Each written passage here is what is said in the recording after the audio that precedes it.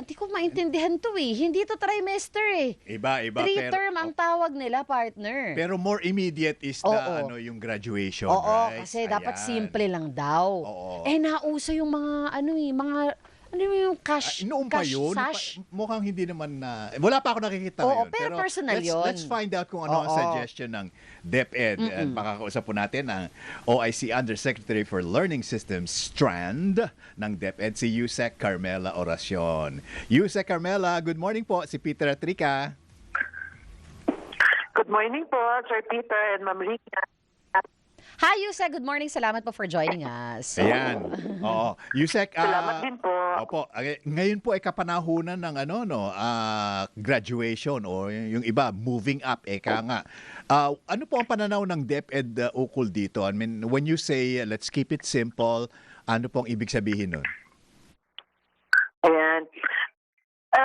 The day is very important, no?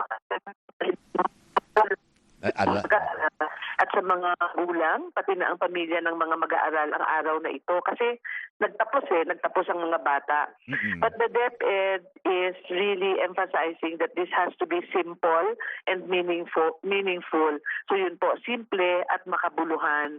Hindi naman po kailangang maging magarbo para ma-celebrate, no, ang araw na ito. Gusto po natin na ang maiwan sa ating mga mag-aaral ay yung kahalagahan ng bati na yung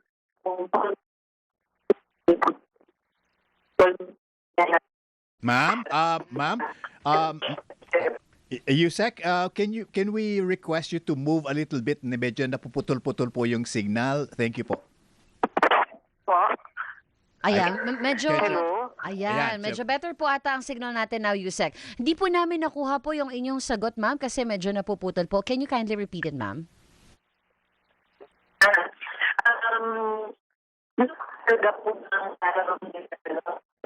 Opo, Yusek.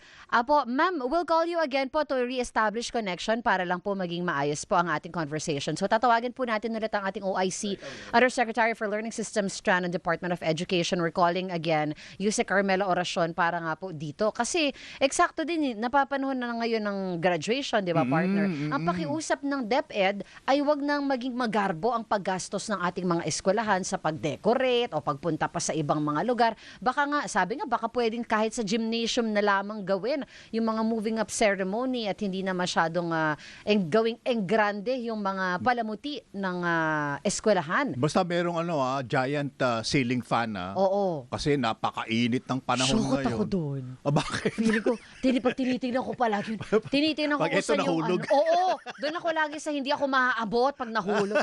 Ang laki-laki niya, nakakatakot. Yan ang uso ngayon, pero ang laking tulong Ang laking yan. tulong. Ang laking Totoo din tulong. naman. Ginhawa Oo, sa oo. init ng panahon yan. So, Ayan, kasama na natin, ayan, Yusek sige. Carmela Oracion.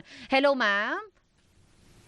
Hello po. Ayan po, good morning po. Opo, pasensya na ma'am, medyo pangit po talaga yung linya namin. Sana this time ay better na po yung ating Opo. Pakituloy po yung inyong binabanggit kanina, ma'am, on how Ayan. simple it can be and what are the suggestions?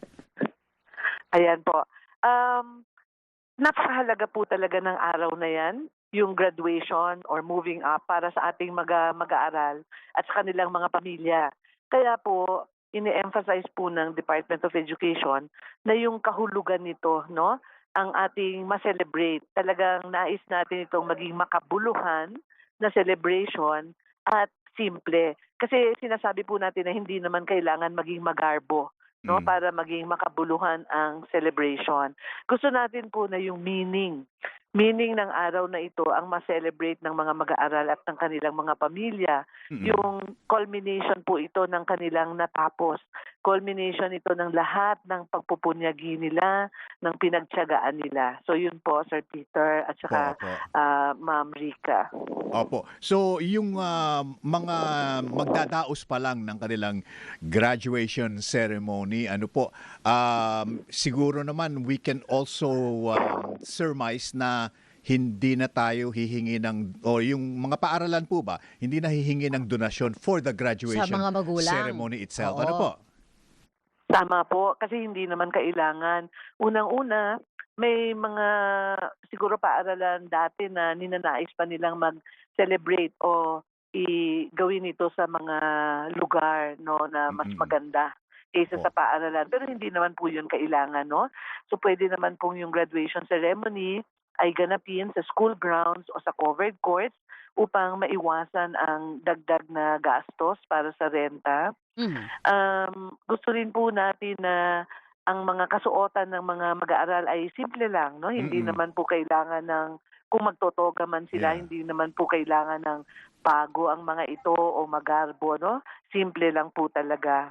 Nako, ma'am, So hindi po bigla ko tayo naalala yung kailangan yung nangyari last po. year ba yon na pinaalis yung to yung Ang toga. Opo. Oh. Can we be very clear on that na hindi naman ibig sabihin bawal. Oo, pati toga hindi na magsusuot. Opo, please go ahead, ma'am. Yes, no, hindi po bawal.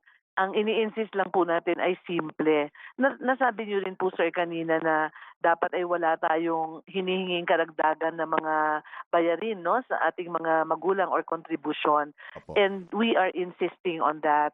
So for example, hindi po dapat naniningil ang mga paaralan ng pagdalo sa mga film showing, sa mga JS prom, o mga iba pang activities na katulad niyan na kinokonekta sa pagtatapos, no? Hindi po, wala pong ganyan. Opo. Pero Yusek, may I ask lang din po, no? Ano po ang naging bunsod nitong panawagan na ito ng DepEd? Dahil lang din po ba tayo ay dumaraan sa krisis ngayon because of so many things?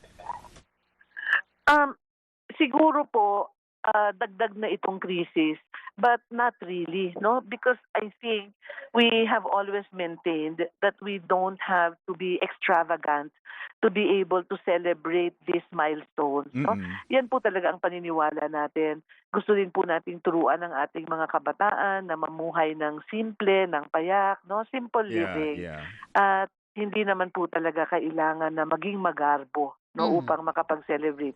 Ngayon po, tumindi pala dahil dito sa ating Middle East crisis, Mm, mm, po. So, all the more, we are reminding everyone to keep things simple. Yes, opo. Alam niyo po last year nakapag-attend ako ng graduation ceremony sa probinsya bilang As a speakerist. speaker. Oo. Speaker of the House. Opo, naunawaan ko po yung yung significance, yung kahalagahan ng graduation dahil bagamat nasa lalawigan kami, naka-LED screen. Tapos hindi naman air conditioned pero talagang yung mga binibigay po na medalya. Naku po, halos makuba na yung isang Malaki, Oo, mabigat. 15 medalya yata yun. Yung suot. Ay, Oo. effort naman ng bata yun. Totoo yun. Kaya nga, Oo. it becomes very, very important. You know, it's a, Yes. di ba, the watershed moment nga sa life nila. Something they can Oo. look back to, di ba, Yusek? Yes. Palagay ko po, Sir Peter, talagang ang edukasyon ay napakahalaga sa pamilyang Pilipino. Alam po natin yan, di po ba, no? Lalo na sa higher levels, ang pamilyang Pilipino magsasanla ng kalabaw, magbebenta ng alahas, Yeah. gagawin po lahat talaga. No? Makapag-aral lang, makapagtapos lang ang mga bata. So, you can also imagine, di ba, kung gaano kapag nagtapos na nga, makikita rin natin kung Yes. gaano talaga kahalaga yung araw na yon. Talagang cause for celebration, not just for the immediate family. Siguro, di po ba, sir and ma'am? Opo. Pero sa buong, talaga, sa buong clan nila o Mm-mm. sa kanilang community.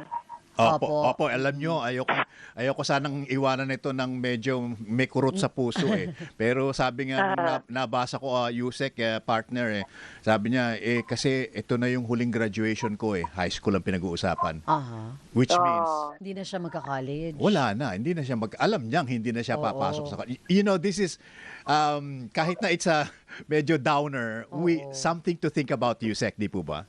Tama po. So, Oo. Kaya nga po yung Department of Education ngayon, talagang tinitingnan din natin yung iba't iba nating pathways, no? Including yung ating Tech Pro, entrepreneurship. Kasi hanggang sa ngayon po, yung pamilyang Pilipino, talagang ang tinitingnan lang natin ay yung college, no? Yung college program pagkatapos ng senior high school. Pero marami naman din pong ibang pathways na pwedeng pasukin ang ating mga kabataan. Totoo yan. Yung TechVoc ng Pilipinas, napakagandang tulong yan sa maraming mga kapamilya natin. Alam ko po yan dahil marami akong mga kamag-anak na TechVoc po ang kinuha. At ngayon, nasa abroad Okay. na at maganda ang takbo takbo ng buhay. Yes. Maraming salamat sa panahon, Thank you very much, Yusek. Yusek. In DepEd, we Salamat rin trust. po. Ayan. Thank you po. Maraming salamat po. Thank you po. Ang ating Okay. OIC, na Undersecretary for Learning Systems, Strand, ng Department of Education or DepEd, ating nakasama. Kabayan mo, Daddy Banafe! Susunod na, nakasama niyo po, Rica Lazo. Peter Musgi po. Basta everyone, ingat! Oy, weekend na O, medyo tipid-tipid ha. At ingat po lahat na we'll see you on Monday, Holy Monday.